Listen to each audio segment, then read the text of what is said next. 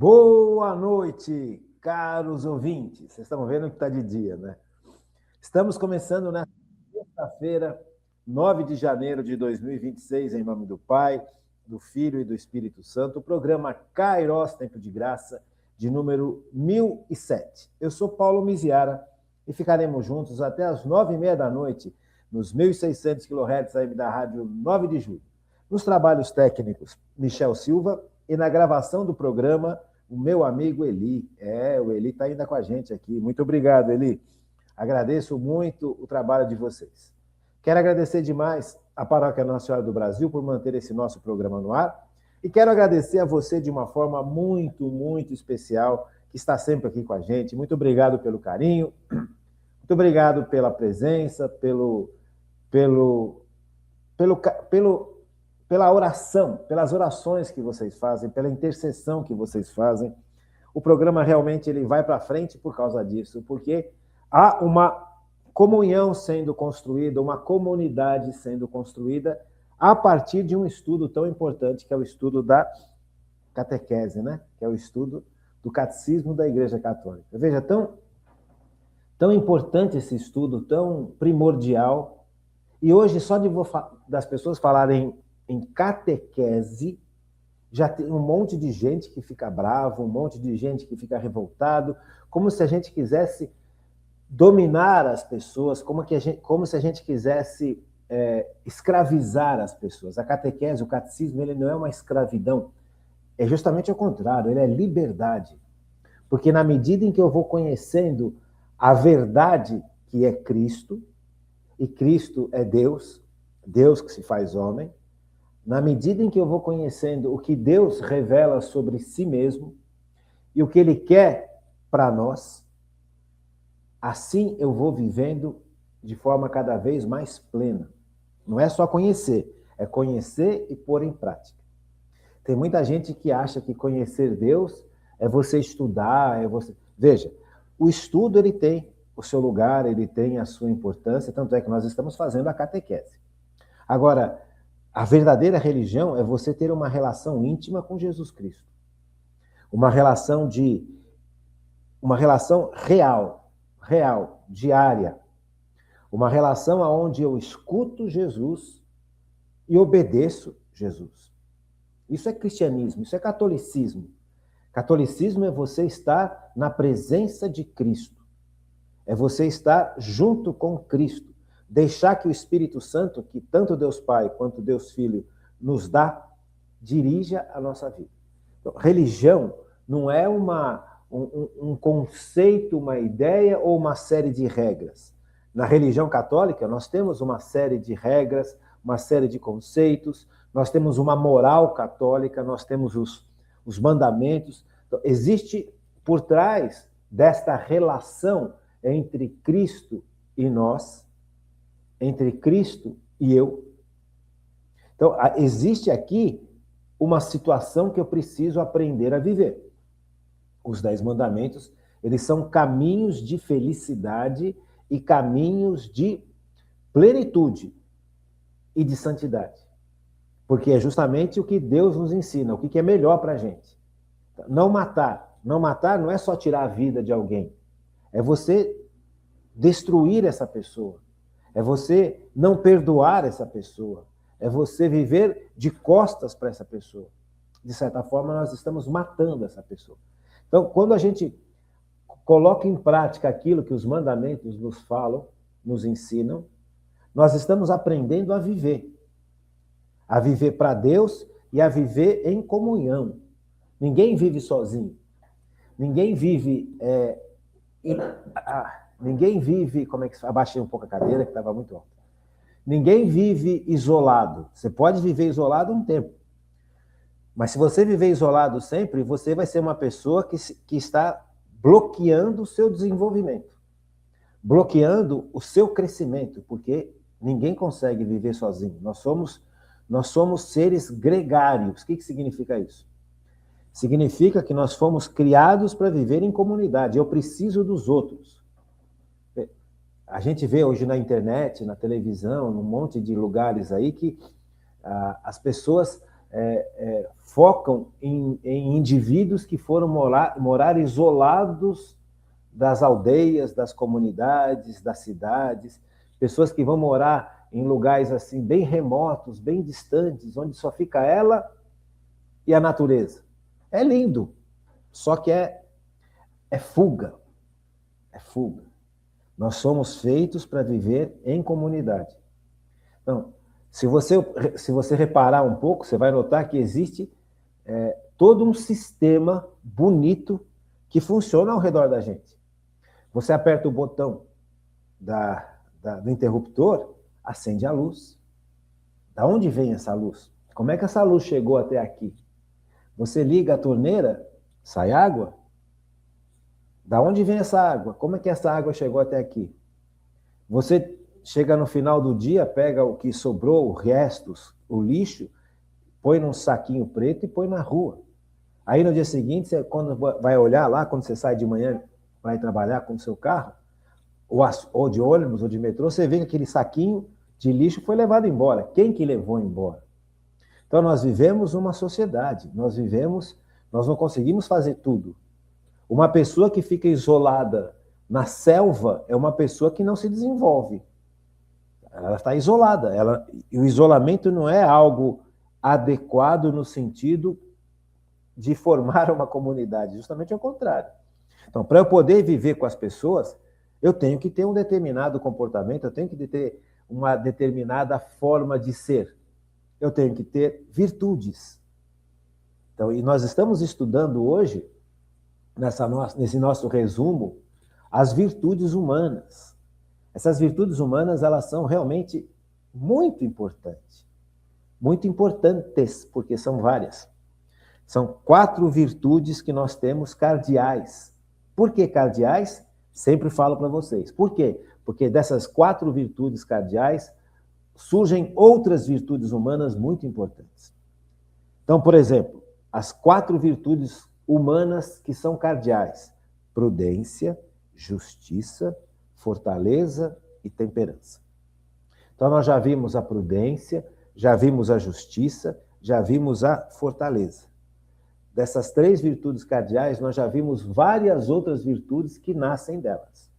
Agora nós estamos vendo o último grupo das virtudes cardeais, que é a temperança, a moderação. Então, nós, na aula passada, estudávamos sobre algumas virtudes que nascem da temperança, que nascem dessa virtude tão bonita que é o autocontrole, né? Temperança, autocontrole. Virtudes da moderação. Então, a moderação, ela não é só uma moderação na comida. Quando a gente fala moderação, a gente sempre pensa moderação na comida, na bebida. Por que a gente sempre pensa, em primeiro lugar, a moderação na comida e na bebida? Porque são realidades básicas do ser humano. Se você for analisar, são instintos que nós temos, nós também temos instintos, não somos presos aos nossos instintos, porque nós podemos ter capacidade de dizer não para a pressão que os nossos instintos realizam dentro de nós. Então, por exemplo, o instinto básico é de comer. Todo mundo tem instinto básico de comer. Você está com fome, como que esse instinto se manifesta? Através da fome. Você está com fome, você vai lá e come. Mas você vai precisar ter alguma coisa para comer. Então, antigamente, o homem, ele era um homem coletor e um homem caçador. O que acontecia? Aquelas tribos, e aqui eu não falo só de uma determinada grupo humano. Se você for analisar os primórdios da humanidade, eram tribos de caçadores e coletores. Você vê os índios aqui no Brasil, eu sempre falo isso. A gente precisa acordar para a realidade. O que os índios faziam aqui no Brasil? Se você for analisar a história do Brasil, você vai ver que o litoral brasileiro, ele era repleto de tribos indígenas. Essas tribos indígenas eram comunidades de seres humanos que se agrupavam ao redor de algum lugar de onde eles poderiam tirar comida, de onde eles poderiam tirar a água para beber. Então, veja, as grandes cidades, as grandes comunidades sempre nasceram perto de rios, sempre nasceram perto do mar, sempre nasceram nos entroncamentos dos caminhos. Por quê? Porque lá você tem condição de tirar algo para comer. Então, o instinto faz com que a gente possa ter... a gente se move. O instinto faz a criatura se mover. Se o instinto não agisse, a criatura morreria de fome. Veja, um boi, eu sempre falo isso, né? A vaquinha, ela tem fome, então ela vai sair comendo o capim, vai comer o que ela encontrar na frente que ela pode comer. Então, veja, ela vai... O instinto move esse animal a buscar algo para se alimentar. Você entende? Então, veja, as tribos indígenas, no comecinho, né, nos primórdios da história, aqui no Brasil, por exemplo, essas pessoas se agrupavam ao redor de lugar que poderiam caçar com arco e flecha, ou com machado, ou com mão, ou com, seja o que for, ou então pescar. Então, quando acabava o alimento, que não tinha mais peixe, não tinha mais caça, eles punham fogo no mato e iam para outro lugar. Então, por isso que, se você for analisar a história do Brasil, as primeiras comunidades instaladas aqui de indígenas, eles brigavam entre si, as tribos brigavam entre si, e eram brigas, eram guerras violentas, porque outro instinto que se baseava, que se mostrava, era o instinto da proteção. Então, o primeiro instinto é de você se alimentar, o outro instinto é de se proteger. Então, aquele grupo que formava uma tribo, olhava para um outro grupo que formava uma outra tribo, não como amigo, não como irmão, não como companheiro, não como nada, era inimigo. Porque eles estavam também competindo pela mesma caça e pela mesma pesca. Então, acabavam as frutas silvestres, acabavam os palmitos, acabavam as bananas, acabavam tudo aquilo que eles podiam coletar. Só que os outros estão lá também. Então, o que eles faziam? Eles punham fogo e depois eles iam para outro lugar. E foi assim que a colonização do litoral brasileiro feito pelos índios aconteceu. Então, não é uma história idílica, maravilhosa, linda, parece que é o paraíso na Terra. Não é, não. Então, a gente precisa acordar, porque essa realidade instintiva no ser humano ela é muito forte. Por isso, as virtudes são hiper importantes, porque as virtudes nos ajudam justamente a moderar isso, a equilibrar esses instintos, a dominar esses instintos. Porque se nós formos viver só pelo instinto, nós nos tornamos que nem bichos. Os bichos vivem só pelo instinto. Eles não têm essa capacidade de dominância dos seus próprios instintos. Se você joga, por exemplo, quem tem aquário sabe disso, quem tem peixe sabe disso. Os criadores, né, de peixinho de aquário, falam pra gente assim, eu não tenho peixe de aquário, mas eu sei porque meus parentes têm. E quando eu vou lá para Bauru, por exemplo, o meu primo, ele é veterinário. Eles têm lá as terras, então ele conhece bastante coisa de bicho, e ele trabalha com bicho, né? Então, a gente conversa bastante, eu aprendo muito com eles e tal. E é o seguinte, peixe, você tem que dar aquele pouquinho de comida de manhã. E depois, no dia seguinte, tem vezes que passa até 2 dias sem dar comida para o peixe. Tem lá os seus motivos, tem lá, eu não vou discutir piscicultura porque eu não sou técnico disso, mas eu sei porque eu vejo eles fazendo. Né? Mas se você pegar comida e jogar o pote inteiro de comida para o peixe, ele vai comer. Ele vai morrer comendo.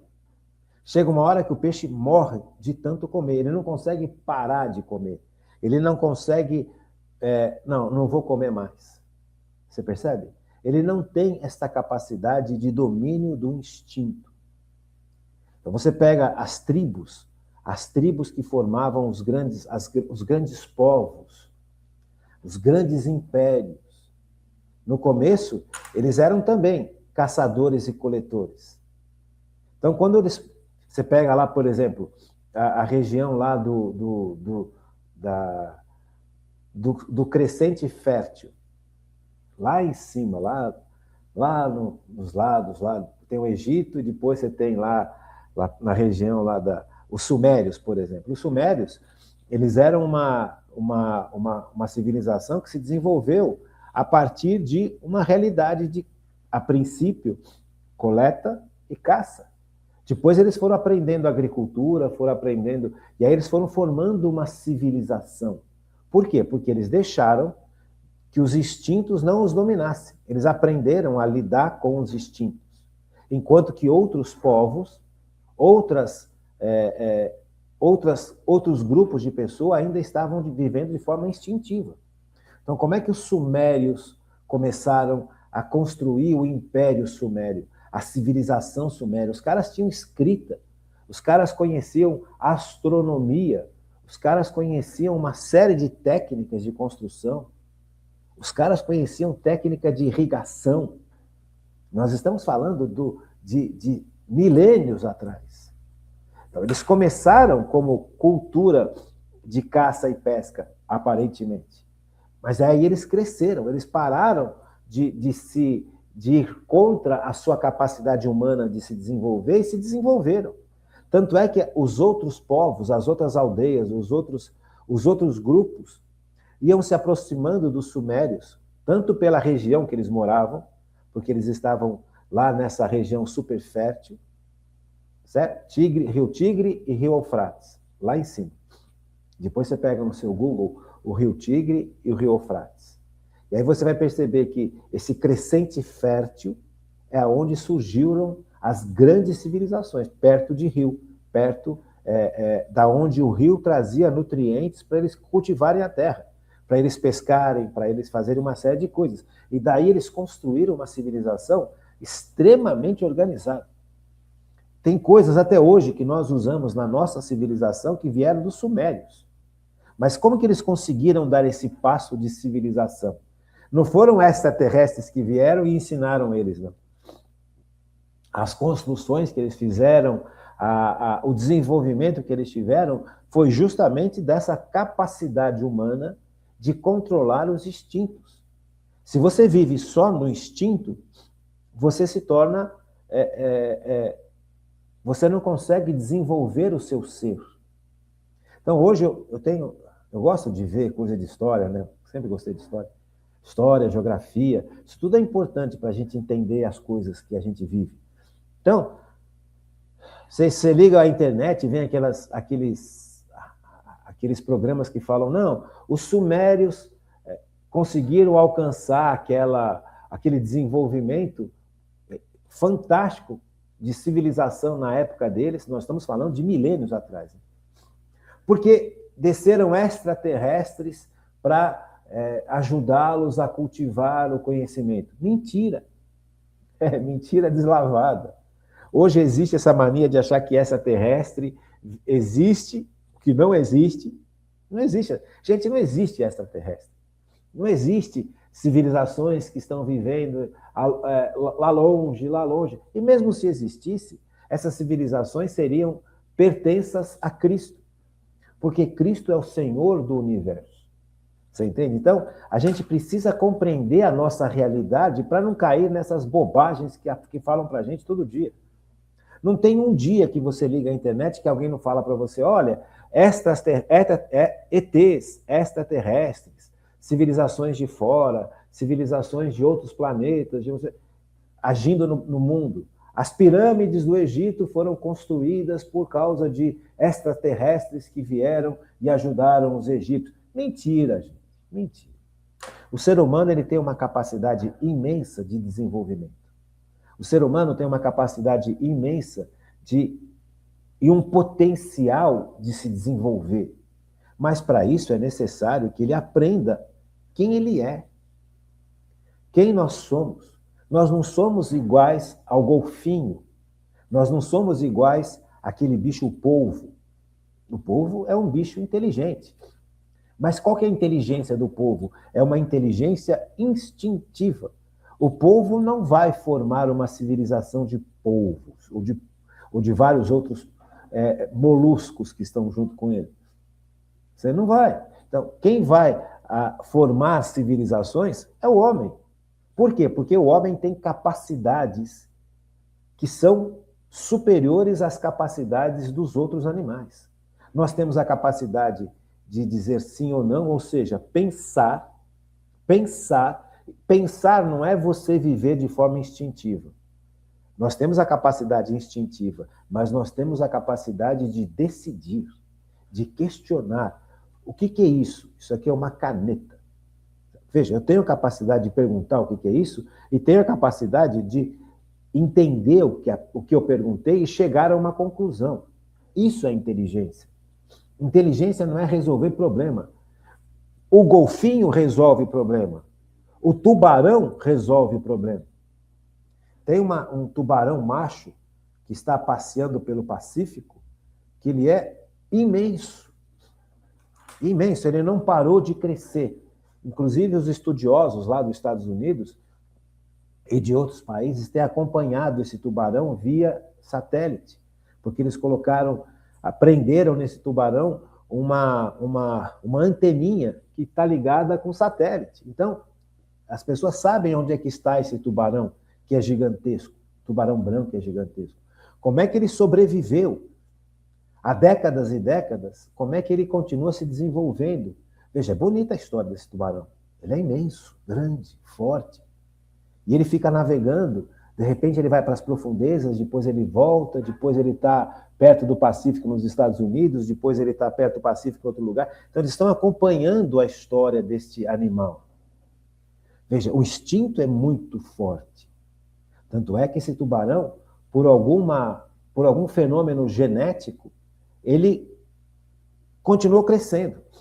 Nós todos, animais, temos um limite para crescimento. Certo? Todos nós. Se a gente fosse continuar crescendo, a gente não caberia em casa. Então, todos nós temos um limite para crescer. Esse tubarão também. Só que, neste caso, esse tubarão não tem esse limite. Ele continua crescendo. E quanto mais ele cresce, mais ele vive e mais ele se alimenta. Então, ele é cheio de cicatrizes, cheio de marcas, cheio de... Só que ele continua vivo. Então, o instinto é importante. Mas nós não somos instintos, só instinto.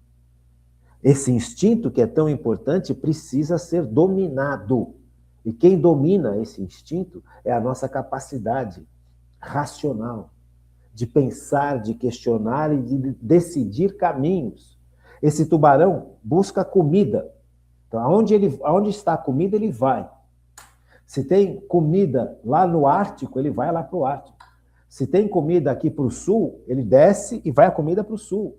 Veja, ele tem um instinto fantástico, mas é instinto. E esse instinto move o ser humano, move o tubarão. Mesma coisa nós, só que nós não somos só instinto. Por isso as grandes civilizações aconteceram, porque nós temos uma capacidade de desenvolvimento fantástica. E o que a religião traz? A religião traz uma outra realidade que é, em cima dessa capacidade fantástica de desenvolvimento que o ser humano tem, Deus age. Se o ser humano der liberdade para Deus agir, a capacidade de desenvolvimento do ser humano se torna quase que total. Porque é Deus agindo através da graça que santifica essas capacidades humanas de desenvolvimento, que são as virtudes. Então é importante que a gente entenda isso. E é importante que a gente saia dessas bobagens que falam na internet, na televisão, ETs e não sei o quê. Gente, pé no chão. Ah, você acredita que existe vida fora da Terra? Eu até hoje não vi. E se existir, glória a Deus, porque Jesus é o Senhor dessa vida que existe fora da Terra também. Porque o Senhor da vida é Jesus. Quem dá vida é Jesus. Quem dá vida é Deus. O Senhor da vida é Deus. Então, se existisse um tipo de vida, e não precisa ser nem vida inteligente, mas se fosse uma vida de uma planta, de uma célula, de um vírus, isso é tudo criação de Deus. Deus que criou. Se existe isso fora da Terra, eu não sei, eu nunca vi. Não tenho noção. Acho que não. Caso venha a existir, glória a Deus, Deus é o Senhor dessa vida também. Jesus morreu numa cruz por essa vida também. Então, essa não é uma preocupação. O que a gente não pode é se deixar enganar por esse monte de bobagem que falam pra gente. Tal civilização lá antiga tinha segredos guardados, e esses segredos eram segredos que faziam com que essas civilizações fossem poderosas. Gente, isso chama-se gnose. Esse tipo de pensamento onde um conhecimento secreto faz com que a pessoa ou a civilização cresça, isso é uma heresia brutal. Gnose, essa forma de pensar que, olha, você precisa encontrar os segredos das coisas para você crescer, para você ficar rico, para uma civilização ser poderosa. Então, os egípcios tinham o segredo do poder. Mentira! Segredo nenhum. O segredo ou os segredos são as virtudes humanas levadas ao crescimento. Virtude da fortaleza, da prudência, da justiça. É isso que faz com que as civilizações, que são compostas de seres humanos, cresçam. Quanto mais uma civilização ela tem homens e mulheres que saibam quem são, que saibam o seu potencial e que desenvolvam esse potencial, tanto mais essa civilização vai crescer e vai ser dominante perante a outras civilizações que não fazem isso. Como que você percebe a queda de uma grande civilização? Veja, você pega, por exemplo, os romanos, que na época de Jesus dominavam Israel. Era o grande império. Roma era o grande império na época de Jesus, o Império Romano. O Império Romano, ele era um império que tinha uma estrutura muito bem formada. Então eram homens e mulheres que tinham uma formação importante. Eles sabiam de justiça, eles sabiam de leis, eles sabiam de direitos, eles sabiam de engenharia, eles sabiam de militarismos. Então, o exército romano era um exército poderoso.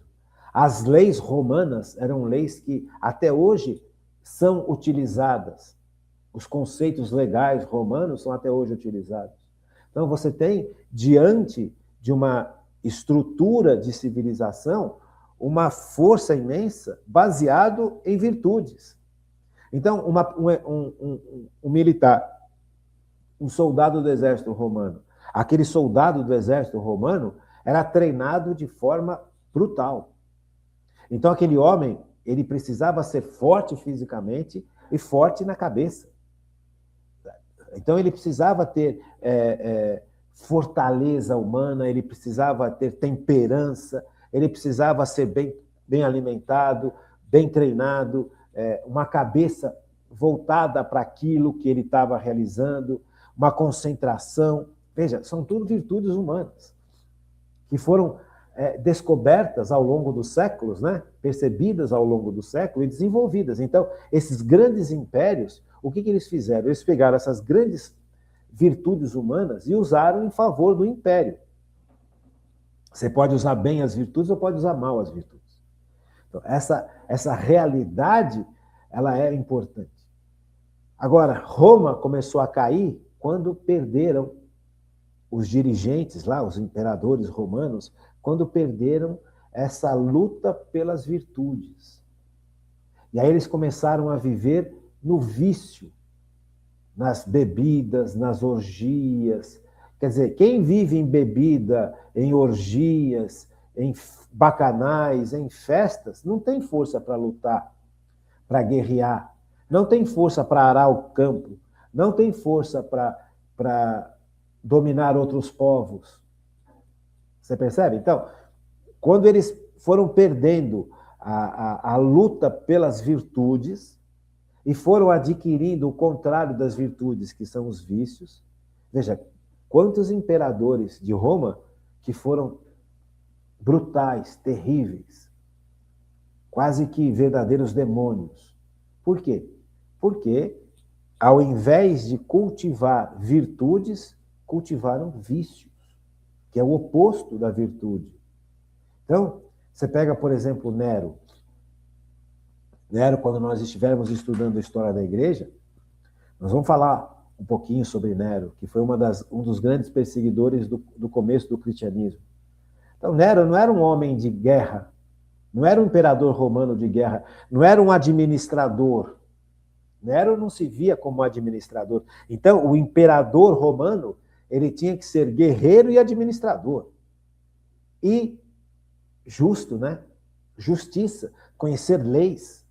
Porque o Império Romano exigia que o seu imperador administrasse o que eles já tinham, administrasse bem o império e aumentasse o império. Não estou falando que isso é bom ou é ruim, estou falando da história. Não estou falando que todos os países deveriam ser impérios, não estou falando nada disso. Estou contando a história para vocês, para a gente entender o sentido do uso das virtudes e o sentido da perda das virtudes. Você pode usar bem as virtudes, você pode usar mal as virtudes. E agora, quando você perde o uso das virtudes e adquire o uso dos vícios, aí você vai se dar mal sempre. Então, veja, Nero, ele não era administrador. Ele não estava nem aí para administrar o império. Tanto é que o Senado romano não gostava de Nero. Aqueles homens cultos que formavam o Senado romano, os senadores, não gostavam de Nero. Então, Nero se via como um artista. Nero se via como um músico, como um poeta. Ele era um louco. Nero era um louco, era um insano. Ele pôs fogo em Roma, porque ele queria reformar Roma, porque ninguém mais gostava do governo dele, mas ele tinha lá suas ideias, então ele queria reformar Roma. Roma era uma cidade feita de madeira. Ele queria fazer com que Roma se tornasse uma cidade esplendorosa e tudo mais. Veja, ele pôs fogo em Roma e culpou os católicos. Culpou o catolicismo, o cristianismo, os cristãos. Veja, então é um louco, é um insano. Mas você vai analisar a história desse louco, desse insano, o que ele vivia? Ele vivia em função de vícios. Ele era um homem depravado, ele era um homem bêbado, ele era um homem dado a bacanais e a coisas terríveis.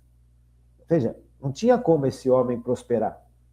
E não tinha como o império que ele deveria governar prosperar. É importante que a gente compreenda essas coisas. Então, veja, aqui eu não estou fazendo nenhum tipo de balanço. Isso aqui está certo, isso aqui está errado. Estou contando algo específico. Então, nessa realidade de conhecimento das virtudes, a gente encontra não só crescimento humano, mas a gente encontra, baseado nas virtudes humanas, crescimento civilizacional. Então, quando uma civilização se afasta do conhecimento e da prática de virtudes, necessariamente vai cair no conhecimento e na prática de vícios. Isso decreta o final, a destruição de vidas e destruição de civilizações. Por isso que a gente tem que ter uma visão mais ampla das coisas. O que acontece, por exemplo, hoje no Brasil? As virtudes no Brasil são ensinadas, são apresentadas, são codificadas nas nossas leis, ou é o contrário? É o contrário. Infelizmente, é o contrário. Veja, eu não conheço nenhuma faculdade que põe assim a estampa. A nossa faculdade vai formar jovens humildes para o serviço. Vocês já viram alguma faculdade fazer isso? Vocês já viram alguma escola propor na sua rede de formação, nós vamos formar os nossos alunos para serem humildes e bons servidores? Eu não conheço uma escola que faça isso, que tenha isso na sua... Conheço, mas não tenho, não está escrito. Eu conheço uma escola que faz isso. Dentro de algumas, eu conheço uma, no qual meus filhos estudam. Veja, então é importante a gente compreender que as virtudes hoje estão sendo colocadas de lado, não estão sendo ensinadas. Veja, eu não conheço um filme onde o herói seja um jovem ou uma jovem humilde, pura. Você conhece? Qualquer filme de super-herói que você for assistir hoje, qualquer série, onde é que tem um filme onde eles apresentam virtudes? Eu vejo uma só, ao longo desses tempos todos, que é uma, chama-se Blue Blood, que já não passa mais. É a história de uma família os mais velhos são chefes de polícia e os filhos fazem parte da polícia também de Nova York. Então, essa família é uma família virtuosa. O avô, o bisavô, os filhos, os netos, a filha e as netas. Então, é a história de uma família que se reúne e toda essa família está envolvida com a polícia de Nova York e com a justiça de Nova York. É uma série bonita que não tem mais. Então, mas é a única série que eu vejo em que virtudes são apresentadas. O resto, toda a série que eu vejo, o herói ou a heroína são antivirtuosos. Não, humildade, então, não passa nem pela porta. Então, vale a pena a gente questionar a nossa vida. Vale a pena a gente olhar para dentro de nós e falar, veja, o que eu estou fazendo com a minha vida? Eu estou seguindo o que a televisão me manda? Eu estou seguindo o que a internet me manda? Ou eu estou seguindo o que Jesus está pedindo? Ou eu estou seguindo o que Jesus viveu? Ou eu estou vivendo como Jesus viveu? O meu herói morreu de overdose de droga ou o meu herói morreu numa cruz? O meu herói morreu de tantos bacanais ou o meu herói morreu perdoando a humanidade? O meu herói é obediente completamente ao Pai, sendo todo-poderoso, ou o meu herói é um revolucionário revoltado e odioso? Veja como é importante, como é legal a gente parar e estudar. Por isso que a catequese ela é importantíssima. Por isso que a catequese ela é essencial, não só para conhecer a igreja, mas para viver. Porque, gente, não tenha dúvida, não tenha dúvida. Hoje é sexta-feira. Então, sexta-feira é um dia que a gente está chegando no final de semana e é um dia legal para a gente pensar um pouco. E na segunda parte do programa nós vamos voltar para o nosso estudo das virtudes e tal. Mas esse primeiro bloco eu gostaria de conversar, como eu fiz, eu gostaria de ter conversado com você. Porque nós estamos saindo da época do Natal. Né? Acabou o Natal, nós já estamos aqui caminhando com a liturgia normal da igreja, tal. Nós estamos acompanhando, ou deveríamos acompanhar as leituras da liturgia da missa diária. E como é que a gente vive? Qual que é o padrão de vida? Qual que é o padrão de escolha que nós fazemos? Nós seguimos a Deus como Cristo seguiu, ou nós seguimos os nossos heróis da televisão, os nossos heróis do esporte, os nossos heróis da mídia, os nossos heróis dos jornais? Quem que a gente segue? Veja, não tenha dúvida, o parâmetro são as virtudes. Eu sigo aquele que é o Senhor das virtudes. Eu sigo aquele que vive de forma adequada.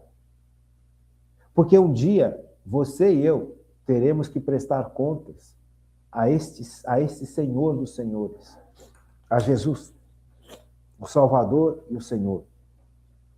Porque Ele nos deu todo esse potencial. Ele nos deu toda essa capacidade. A questão é, nós desenvolvemos para o bem ou não desenvolvemos? Ou desenvolvemos para o mal? Um dia eu vou ter que prestar contas de tudo.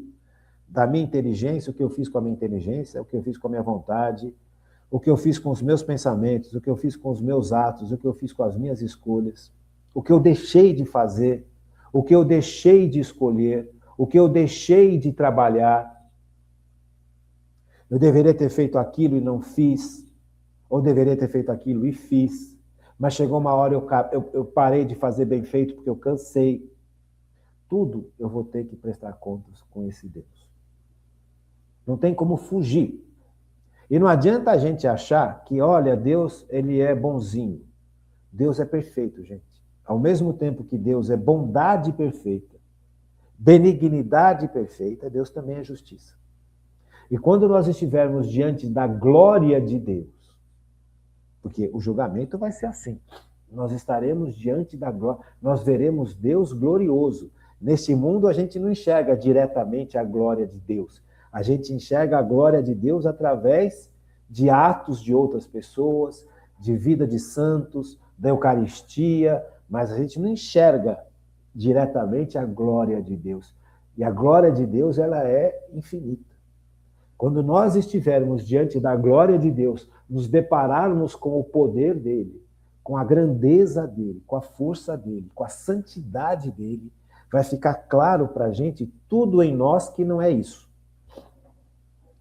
Sabe? Então não adianta falar que Jesus é isso, Jesus é aquilo. Vai ficar claríssimo diante da gente, diante da grandeza de Deus, vai ficar claro o quanto nós não correspondemos. E aí sim, eu preciso recorrer à misericórdia de Cristo. Porque se eu não recorrer à misericórdia de Cristo, eu me condeno. Porque vai ficar tão claro na minha existência os absurdos, o que eu deixei de fazer, o que eu fiz errado, que eu vou querer fugir da presença de Deus. Isso é ir para o inferno. Eu nasci para ser mergulhado nesse Deus glorioso.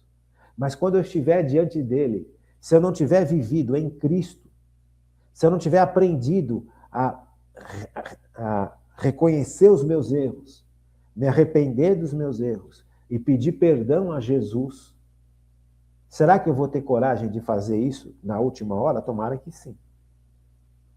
Então, veja, então é importante demais que a gente aprenda essas realidades. Veja, nós saímos do bichinho, do animalzinho, fomos para algumas civilizações e agora nós estamos diante do poder de Deus. O que a gente faz? Qual que vai ser o nosso chamado? Qual vai ser a nossa decisão? Na hora em que nós estivermos diante de Deus e ficar claríssimo para a gente, Deus não vai precisar falar nada. Não vai ser Jesus que vai te condenar, você vai para o inferno. Não é isso. Sou eu. A minha capacidade de entender e de falar vai estar plena. Eu vou perceber diante de Deus tudo de bom que eu fiz e tudo de mal que eu fiz.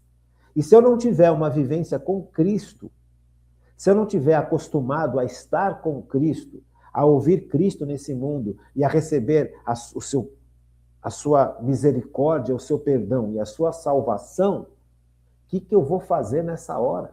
Eu não tenho mais o que fazer. Eu não tenho mais um corpo para eu poder fazer alguma coisa boa. O que eu fiz está feito. Então, gente, este ano que começa é um ano que nós precisamos aprender a viver para Cristo. Sabe, buscai primeiro o reino de Deus e a sua justiça e tudo mais vos será dado por acréscimo. Nós fomos acostumados a aprender a buscar o tudo mais e esquecer Cristo. Sabe, vamos mudar isso. É necessário que a gente refaça a nossa estrutura de vida. Buscai em primeiro lugar o reino de Deus e a sua justiça. E tudo mais vos será dado por acréscimo. Nós precisamos reconstruir uma civilização cristã. Porque essa civilização cristã que nós fomos criados foi destruída. Então, cabe a nós hoje, a mim, a você, a quem você conhece, que é cristão, que é católico, reconstruir a civilização. Veja, olha a missão que nós temos. Se eu não tiver claríssimo na minha cabeça essa missão, eu vou jogar fora a minha vida. Então, é importante que você consiga entender. Ah, mas eu sou velhinho, Não importa, você está vivo, você está viva. Enquanto nós temos vida, nós temos tempo. Nós temos como pedir perdão arrependidos a Deus e reconstruir a história da nossa existência. Ah, mas eu passei 70 anos longe de Deus, no pecado. Arrependido? Volta para Cristo. Falta 10 anos para a sua vida, falta 5 anos para a sua vida, falta 20 anos para a sua vida, viva para Cristo. Ah, mas eu não sei o que fazer. Não importa, começa a viver para Cristo. Começa a se colocar na presença de Cristo. Eu tenho 90 anos. O que eu vou fazer agora? Eu não tenho força para levantar da cama, mas você tem força para rezar um terço. Mas você tem força para interceder pelos jovens da sua família. Você tem forças para pelo menos pensar em Deus. Ah, eu não sei ler. Então faz o seguinte, entra na internet, pede para alguém colocar a internet para você e veja um ensino de um bom padre. Você percebe? Volta para Deus, volta para a igreja, volta para os sacramentos, volta para o serviço ao próximo. Importantíssimo, gente. Importantíssimo. Tá bom? Vamos fazer uma pausa e a gente continua. Vamos lá? Então, veja. Nós estamos estudando, na nossa formação, o último grande grupo de virtudes, que são as virtudes ligadas com a virtude da temperança, a virtude cardeal humana da temperança. Então, nós já vimos que a virtude da temperança, ela é uma virtude que vai moderar, por exemplo, os nossos desejos e os nossos prazeres. Nós já vimos que, neste nível de ação de virtude, nós temos a abstinência, a sobriedade e a castidade. Nós já estudamos isso nas outras aulas. Aí agora nós começamos, na última aula, a estudar as virtudes da temperança no nosso comportamento, na nossa postura. E aqui nós vimos que tem 3 virtudes básicas que nascem da temperança, que agem de forma muito importante no nosso comportamento e na nossa postura pessoal, que são elas: humildade, mansidão e modéstia. E os últimos 3 grupos, as últimas virtudes que estão ligadas à temperança, elas estão ligadas à nossa capacidade de pensar, que são a estudiosidade e a discrição. Então, na aula passada, nós começamos a estudar a humildade. A humildade faz parte da virtude da temperança e realmente é uma virtude humana importantíssima. A virtude da humildade, ela é tão importante, mas ela é tão importante que, terminada esse estudo que nós estamos fazendo sobre a temperança, nós vamos fazer, dentro desse estudo de temperança, umas 2 aulas, no mínimo, só sobre a virtude da humildade. Só sobre a virtude da humildade. Por quê, hein?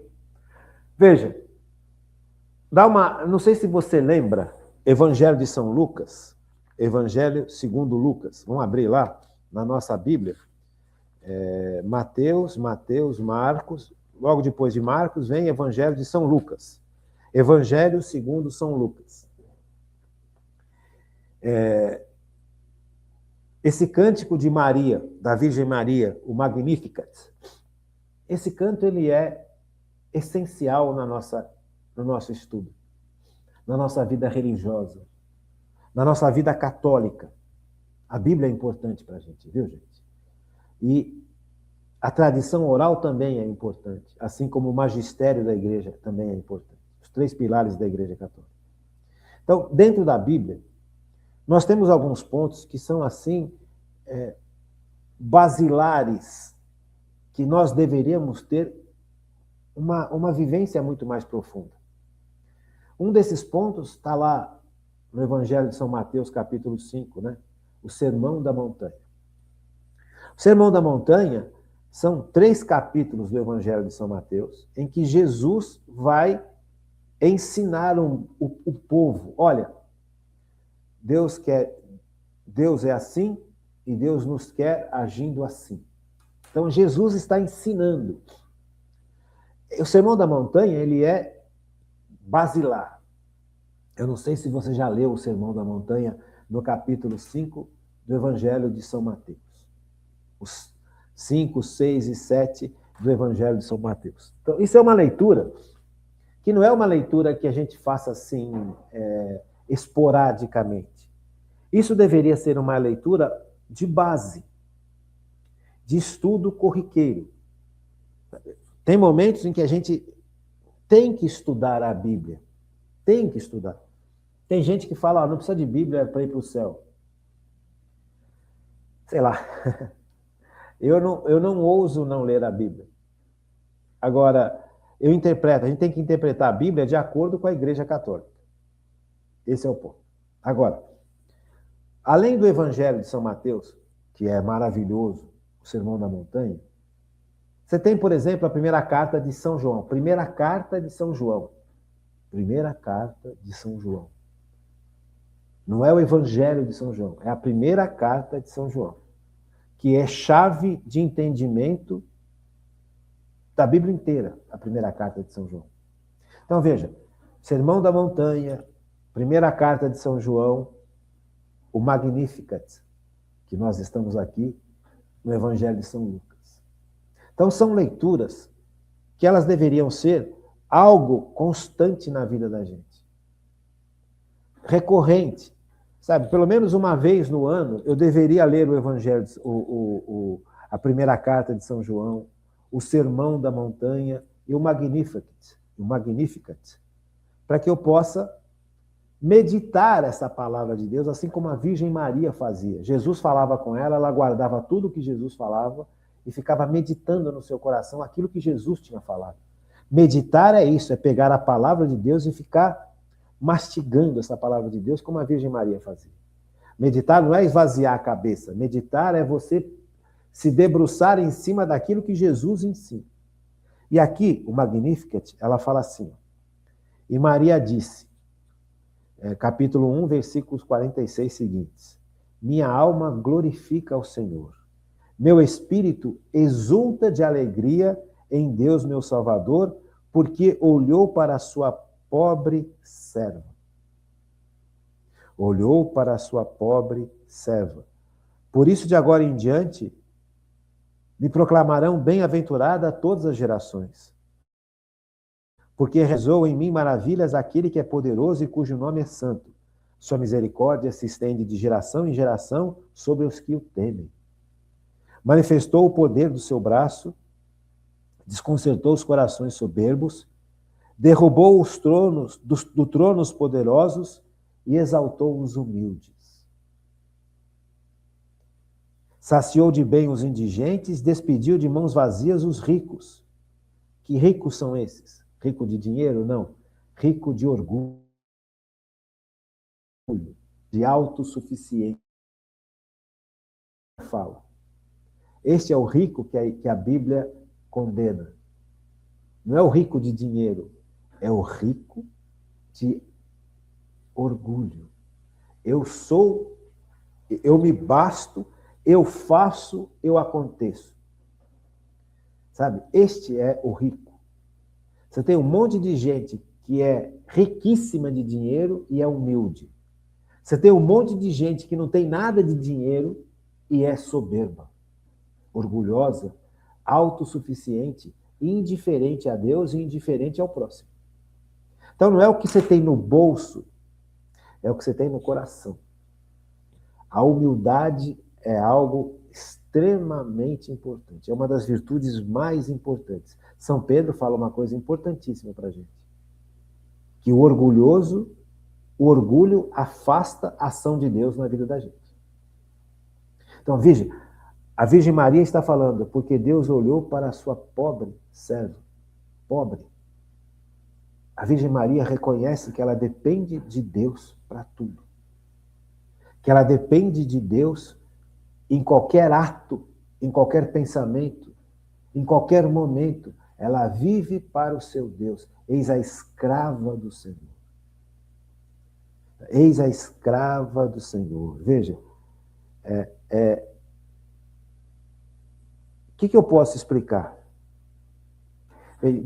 A humildade, ela é uma virtude essencial para Deus agir na vida da gente, para que a graça santificante haja na vida da gente, para que as virtudes humanas possam florescer e crescer de forma adequada e se desenvolver de forma adequada e serem usadas de forma adequada, é necessário que haja a ação da graça de Deus sobre as virtudes humanas.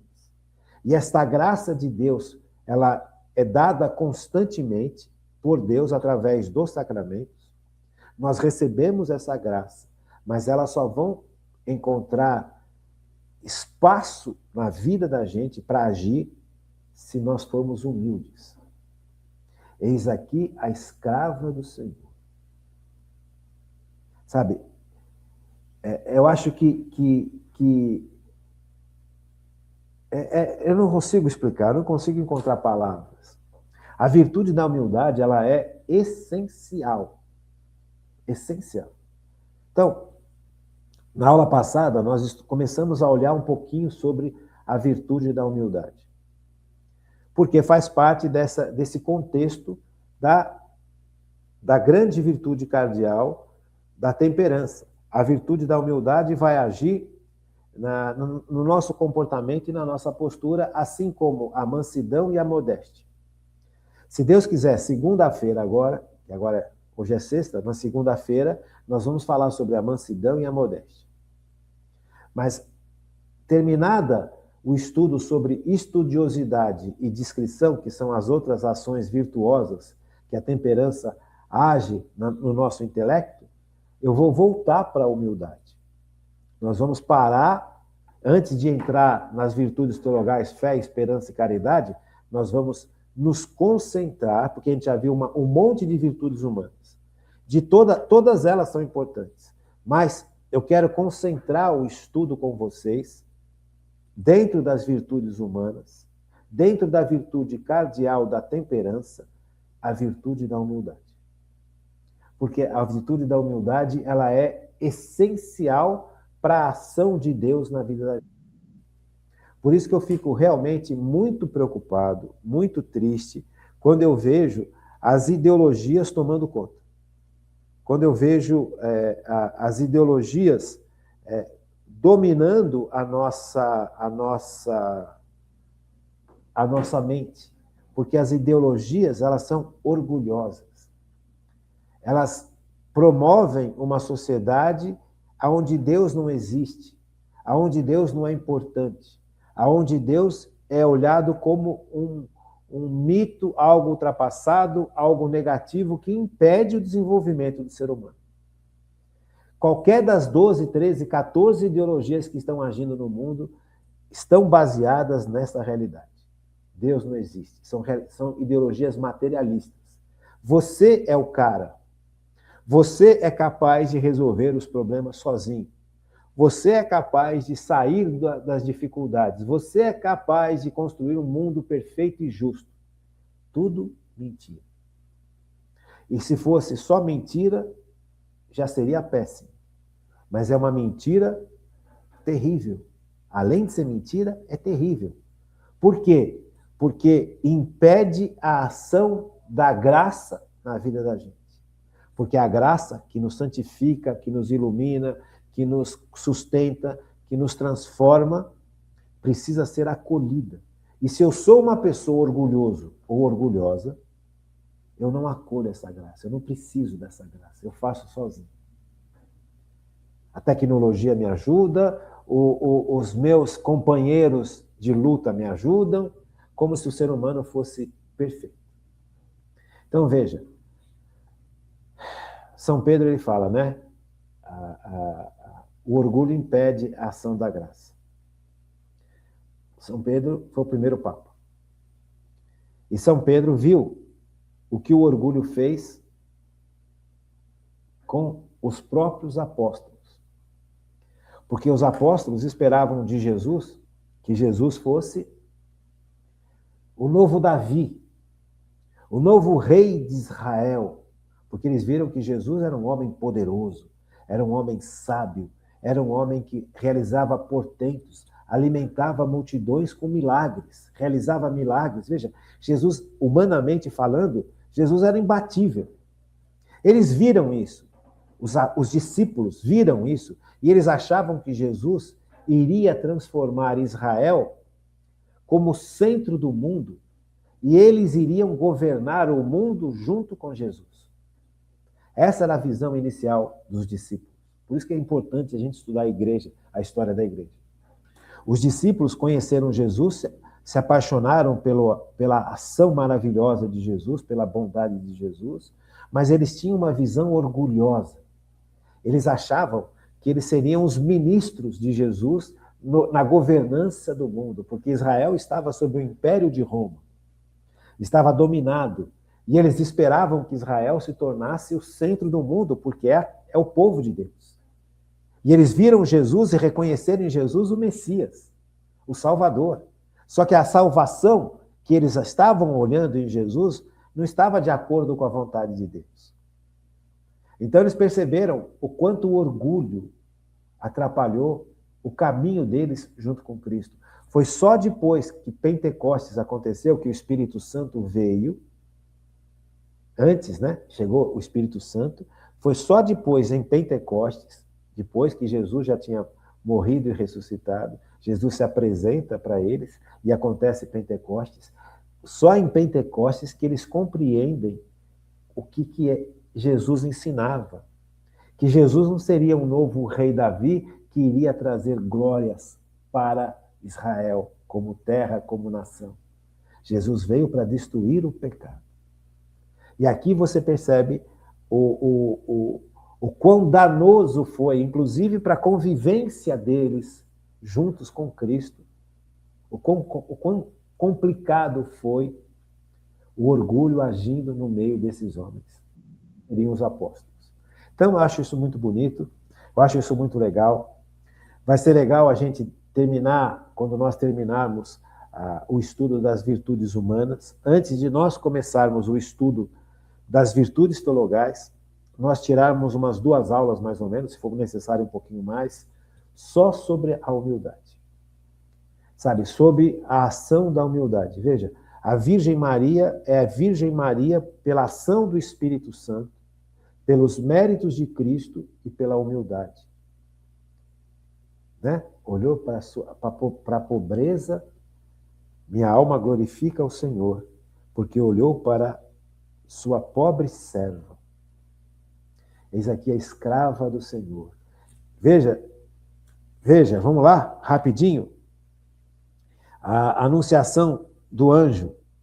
No 6º mês, o anjo Gabriel foi enviado por Deus a uma cidade da Galiléia chamada Nazaré, a uma virgem desposada com um homem que se chamava José da casa de Davi. E o nome da virgem era Maria. Entrando, o anjo disse-lhe: Ave cheia de graça, o Senhor é contigo. Perturbou-se ela com essas palavras e pôs-se a pensar o que significaria semelhante saudação. O anjo disse-lhe: Não temas, Maria, pois encontraste graça diante de Deus. Eis que conceberás e darás à luz ao Filho de Deus. Que coisa maravilhosa. E o seu reino não terá fim. Continua. No final do diálogo do anjo com a Virgem Maria, versículo 38, Maria diz para o anjo: Então disse Maria: Eis aqui a serva do Senhor. Faça-se em mim segundo a tua palavra. Eis aqui a escrava do Senhor. Veja, a humildade na sua perfeição humana. Ela, a mãe do Filho de Deus que se faz homem, se vê pobre e se vê escrava de Deus. Veja, a humildade personificada. Então, Maria, a Virgem Maria, agiu como tal pelos méritos de Cristo, pelo poder do Espírito Santo, na obediência a Deus Pai, debaixo de uma humildade perfeita. Maria conseguiu ser Maria também por causa da sua humildade. Então, o Espírito Santo, ele não age em corações soberbos, em corações orgulhosos, em corações prepotentes. Que Deus nos livre de sermos orgulhosos, autossuficientes, revolucionários e prepotentes. Que Deus nos livre disso. Que a gente possa realmente ser como Maria foi, escrava do Senhor. Pensem nisso, gente. Pensem nisso durante esse final de semana. Tá bom? Fiquem com Deus. Uma boa